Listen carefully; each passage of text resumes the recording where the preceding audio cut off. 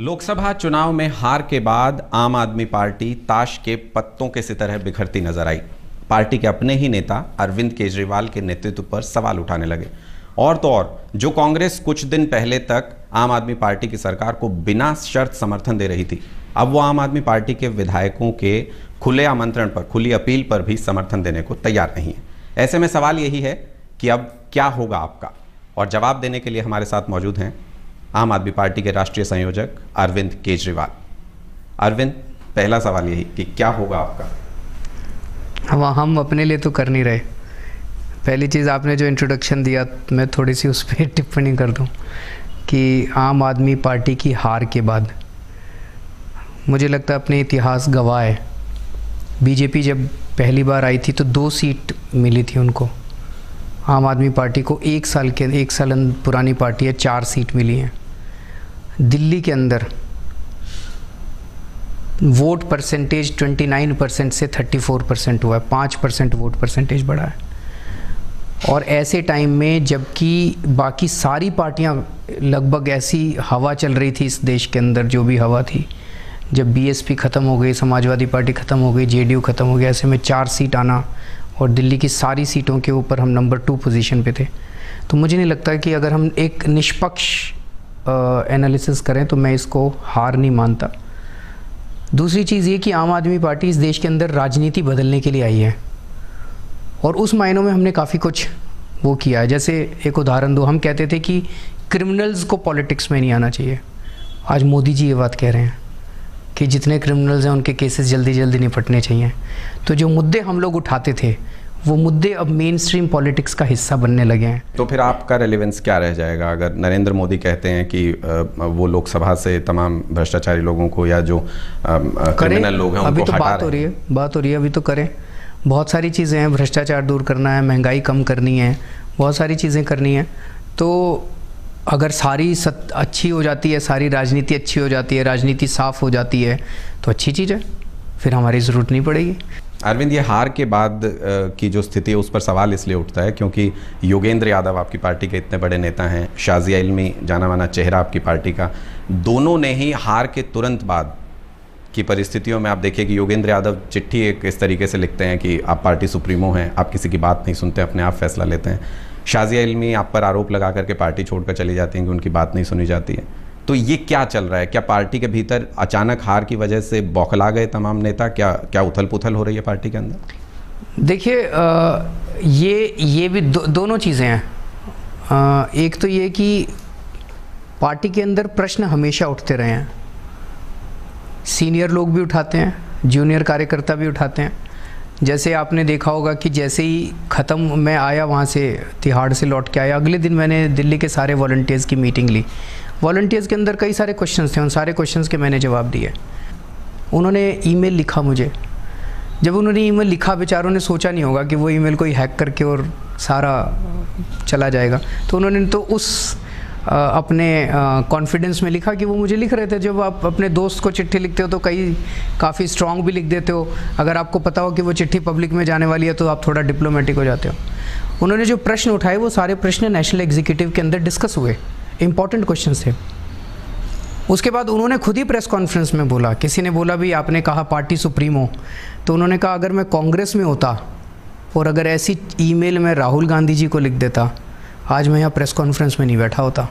लोग कह रहे हैं कि आप बैकफुट पर हैं, इसलिए आपने बड़प्पन दिखाते हुए नेशनल एग्जीक्यूटिव में शाज़िया इल्मी को भी वापस लाने की बात की, योगेंद्र यादव को भी आपने बड़ा भाई बता दिया। हम अच्छा करें तो बैकफुट में, और नहीं तो आप हमारे, ये तो गलत बात है। हरियाणा और महाराष्ट्र में चुनाव लड़ेंगे आप लोग? अभी ऐसा कोई निर्णय लिया नहीं गया, अभी निर्णय हुआ नहीं है पार्टी तक। क्योंकि चिट्ठी में भी जो जिक्र था, मनीष ने जो चिट्ठी लिखी उसमें भी ये जिक्र था कि आप दिल्ली तक सीमित रहना चाहते थे, दिल्ली की राजनीति करना चाहते थे, पार्टी के नेताओं के सुझाव पर लोकसभा चुनाव में उतरे।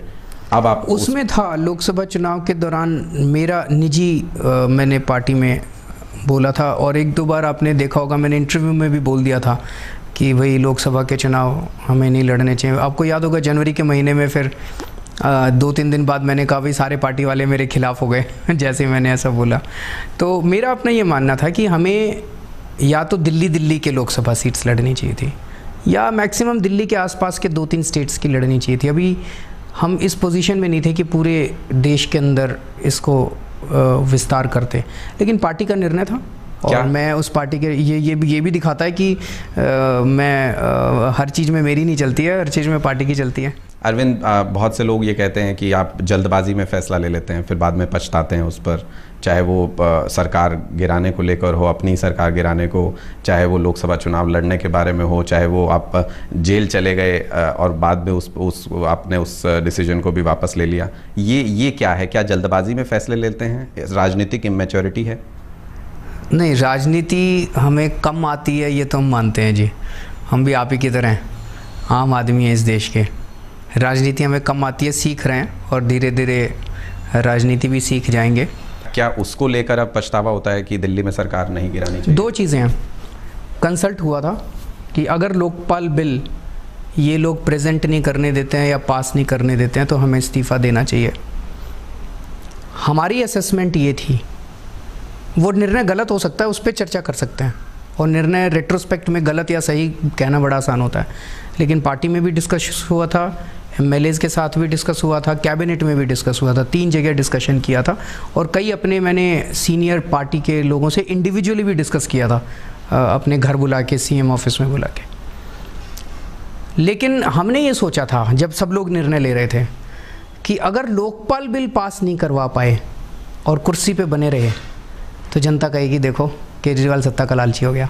तो हमने ये सोचा है कि जनता बहुत नाराज़ होगी अगर हमने इस्तीफ़ा नहीं दिया तो। हमें क्या पता था कि जनता नाराज़ होगी अगर इस्तीफ़ा दे दिया तो, मतलब सपने में भी नहीं सोचा था। आप पछता रहे हैं आप इस्तीफ़ा देकर? अब ये लग रहा कि पॉलिटिकल ब्लंडर था, क्योंकि वो जनमानस का क्या सोच है, मुझे लगता है इस्तीफ़ा देने के पहले एक बार जनता से भी पूछ लेना चाहिए था, जैसे हमने सरकार बनाने के पहले पूछा था।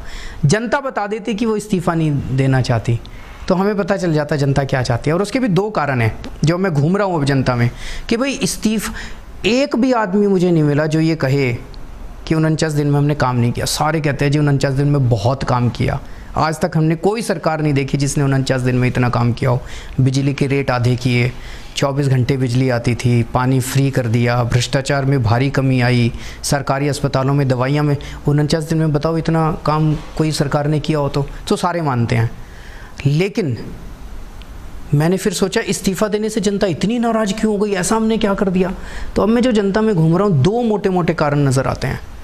एक तो ये कि जनता को जो फ़ायदा हुआ वो अचानक बंद हो गया। It was like a momentary, एक फ्लीटिंग जो होता है सपना सा दिखा 49 दिन का, और फिर वो ख़त्म हो गया। 31 मार्च तक सब्सिडी मिली, बिजली के बिल आधे आए, पानी का ख़त्म हो, 1 अप्रैल से फिर बढ़ गई। तो वो दूसरी चीज़ एक और वो हुआ, भ्रष्टाचार के अंदर जो भारी कमी आई थी। जैसे सेल टैक्स डिपार्टमेंट है, कई व्यापारियों ने बताया जी सेल टैक्स वाले रेड मारने आए आपके इस्तीफ़ा देने के बाद और बोले अब बुलाओ अपने केजरीवाल को। टॉन्ट कर करके पैसे लिए गए, टॉन्ट कर करके पैसे लिए गए। कि आम आदमी पार्टी जितनी तेजी से उभरी उसके बाद 7 में से 1 भी सीट ना आना दिल्ली में लोकसभा में। सर पूरे देश के अंदर हवा क्या चल रही थी, पूरे देश के अंदर पॉलिटिकल माहौल क्या था, उस आंधी के अंदर खड़े होके और सेकंड नंबर पे और अपना वोट शेयर बढ़ाना, ये बहुत बड़ी बात है। मैं ये बात मानता हूँ दिल्ली के अंदर लोग नाराज़ हैं, लेकिन ये पॉजिटिव नाराज़गी है। जो अपनों से नाराज़गी होती है वो वाली है, केवल न्यूज़ में बने रहना ही एक वो नहीं है। तो मैंने पहले परसों हमारे सारे एमएलएज़ मनीष के साथ हर्षवर्धन जी के पास गए थे, और कल मैंने नरेंद्र मोदी जी को चिट्ठी भी लिखी थी। अब देखते हैं आने वाले दिनों में करेंगे सब कुछ। जनता सर खुद ही कह रही है, अगर बिजली कंपनियों को कोई ठीक कर सकता है तो केजरीवाल ही ठीक कर सकता है। इन बिजली कंपनियों को पता चल गया 9 फरवरी या उसके आसपास के आप अखबार उठा लीजिए, अगले दिन हेडलाइन थी बिजली का संकट टला। बिजली का संकट 24 घंटे में टल गया। आपको सख्ती दिखानी पड़ेगी। आज दिल्ली में पावर मिनिस्टर बीजेपी के पीयूष गोयल खुद ही कह रहे हैं बिजली की कमी नहीं है। बिजली की कमी नहीं है तो किस चीज़ की कमी है? कमी है बिजली कंपनियां ब्लैकमेल कर रही हैं। तो बिजली कंपनियों से क्यों मिली हुई है बीजेपी? क्यों नहीं सख्ती करती जैसे हम लोगों ने सख्ती की थी? सवाल अरविंद ये है कि लोग इतने परेशान हैं। आप कहते हैं कि अगर आपकी सरकार होती आप सोल्यूशन कुछ ना कुछ निकाल सकते थे। तो अब सवाल यही उठता है और लोग पूछते भी यही हैं कि क्यों, जिस तरीके से पार्टी की लड़ाई आपने निपटा दी, बड़प्पन दिखाया, योगेंद्र यादव मेरे बड़े भाई, आपने कहा शाजिया इल्मी को वापस लाने की बात की, क्यों आप आगे बढ़ के एक कदम ये नहीं कहते हैं कांग्रेस को कि दोबारा से वो आपके साथ आए, आपके साथ? पर मैं ये कह रहा हूँ कि बीजेपी वाले विधानसभा भंग क्यों नहीं करते? विधानसभा भंग करें। फरवरी के अंदर हमने इस्तीफा दिया था, तुरंत चुनाव करा देते, दिल्ली को एक इलेक्टेड गवर्नमेंट मिल जाती। उस टाइम कांग्रेस वालों ने नहीं कराया चुनाव, अब बीजेपी वाले नहीं करा रहे चुनाव, और बीजेपी वाले हमारे एमएलए से संपर्क कर रहे हैं। 8 एमएलए से संपर्क कर चुके हैं पिछले 4-5 दिन में, और उनको तोड़ने की कोशिश कर रहे हैं। इनको ये नहीं पता बीजेपी के आम आदमी पार्टी के एमएलए किस मिट्टी के बने हैं, वो नहीं टूटने वाले, वो सारे आके मेरे को बता देते हैं कि जो वो लगा रहे हैं बीजेपी पर इस तरीके से संपर्क वो कर रहे हैं, तोड़ने की कोशिश कर रहे हैं। कोई टूट नहीं रहा, हमारा आम आदमी पार्टी का कोई टूट नहीं रहा। ये तो ठीक नहीं है। इस तरह से सरकार बनाना चाहते हैं बीजेपी वाले। भंग करें विधानसभा को, तुरंत चुनाव कराएं, इलेक्टेड गवर्नमेंट आएगी, लोगों की समस्याएं दूर होंगी। क्यों नहीं कर रहे बताओ बीजेपी वाले? कांग्रेस के समर्थन से मतलब सरकार नहीं बनाएंगे अब आप? कांग्रेस का समर्थन ऐसा कोई प्रपोजल नहीं है, ऐसा कोई वो नहीं है, ऐसी कोई बातचीत नहीं चल रही है जो अखबारों में आ रहा है कि ऐसी कोई बातचीत नहीं चल रही। क्या करेंगे ये 4 एमपी आपके संसद में, क्या कर पाएंगे? क्योंकि पूर्ण बहुमत है बीजेपी के पास, विपक्ष में भी कहीं 4 सांसद की तो जगह बनती नजर नहीं आती। नहीं, ये 4 तो बहुत हैं। वो कहते हैं ना कि जनाजा उठाने के लिए 4 ही चाहिए होते हैं, तो भ्रष्टाचार का जनाजा, महंगाई का जनाजा उठाने के लिए 4 लोग हमारे बहुत हैं। और चारों, वो गुरु गोविंद सिंह जी ने कहा था कि एक सिख 1.25 लाख के बराबर है, तो हमारे ये 4-5 लाख के बराबर हैं। आप कह रहे हैं कि किसी कमेटी को दोष नहीं दे रहे हैं, तो इसका ये अपने आप को दोष दे रहे हैं। इसका ये मतलब माना जो भी जीत हुई वो हमारे कार्यकर्ताओं की वजह से हुई, जो कमी रह गई वो हमारी वजह से रह गई। क्या दिल्ली में अब कोई पॉसिबिलिटी फिलहाल इस सिनेरियो में सरकार बनने की नहीं है? आपको लगता है चुनाव ही होंगे दोबारा? लगता तो ऐसा ही है, अभी कोई पॉसिबिलिटी नहीं आ रही है। और मैं अपील करूंगा बीजेपी से कि ये सब हरकतें छोड़ के विधानसभा भंग करें, चुनाव कराएं, और चुनाव में जो जनता कहती है उसको एक्सेप्ट करें। चलिए, तो विधानसभा चुनाव कराएं, ये अरविंद केजरीवाल का कहना है, क्योंकि वहीं से आम आदमी पार्टी को एक उम्मीद नज़र आती है कि जो दिल्ली में खोया हुआ एक तरीके से प्रभाव आम आदमी पार्टी का, या लोकसभा चुनाव में सीट नहीं हासिल कर पाई आम आदमी पार्टी, वो नाम, वो शोहरत, और या एक तरीके से कहें कि पार्टी का फैलाव आम आदमी पार्टी दिल्ली से ही दोबारा हासिल कर सकती है।